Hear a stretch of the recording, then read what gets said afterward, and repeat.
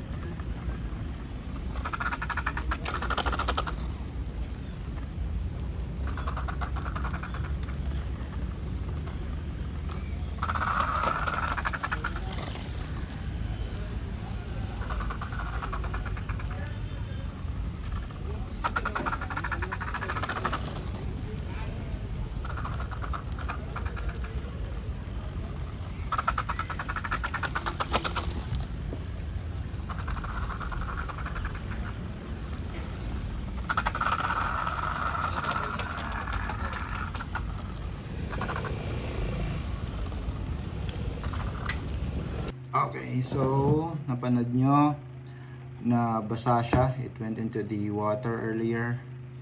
Hindi ko lang na video, just wasn't able to video this going to the water. Ran this after the rain. Kakatapos lang ng ulan kaya maputik, madaming basa dun sa kalsada.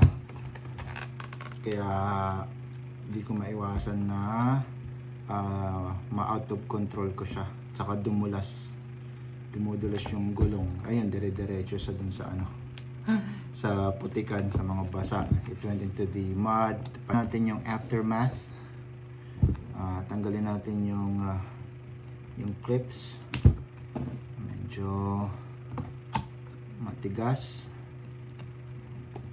Kaya meron akong pantanggal. So we're gonna clean this up. Mga dahon-dahon pa, there are leaves.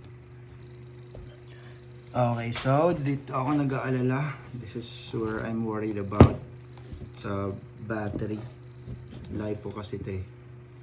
Basically it's this is not waterproof. I mean the battery itself.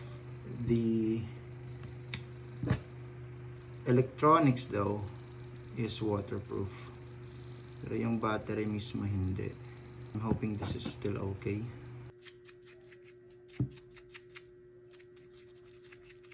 I let this dry first overnight. Saka ko siya i-storage charge. Disgrasya pa siya earlier. Natanggal. Natanggal sa pagkakadikit and wala akong dalang tools. So ayun. Right, so tanggalin natin yung fairings. It's hard. Alright, there you go. Okay. Alright, so ayan. Kitang-kita nyo yung mga dumi. Let's just remove it. Reset, tapos na tayo dito. Okay na siya.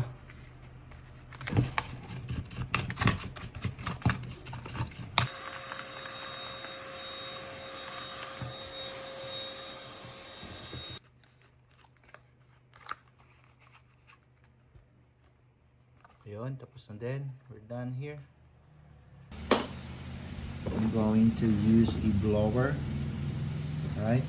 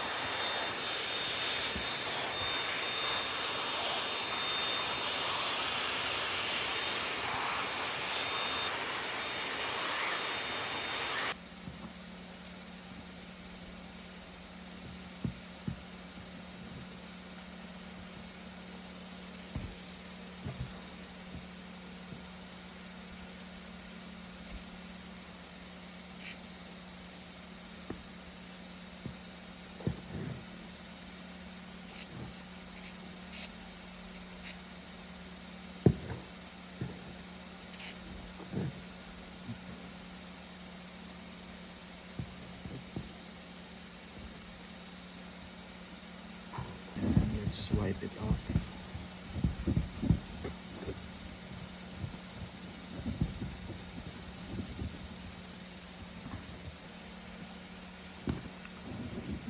Okay, tingin ko okay na tayo sa side na to. Let's work on the other side.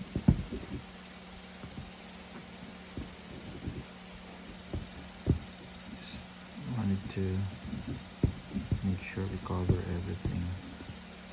There you go. This, stupid. This, I hope I'm not destroying the motor. Where are you no? Anyways, tingnan natin. We'll let it dry naman before we use it.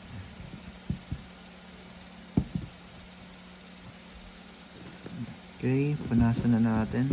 Let's wipe off the WD-40 that we applied.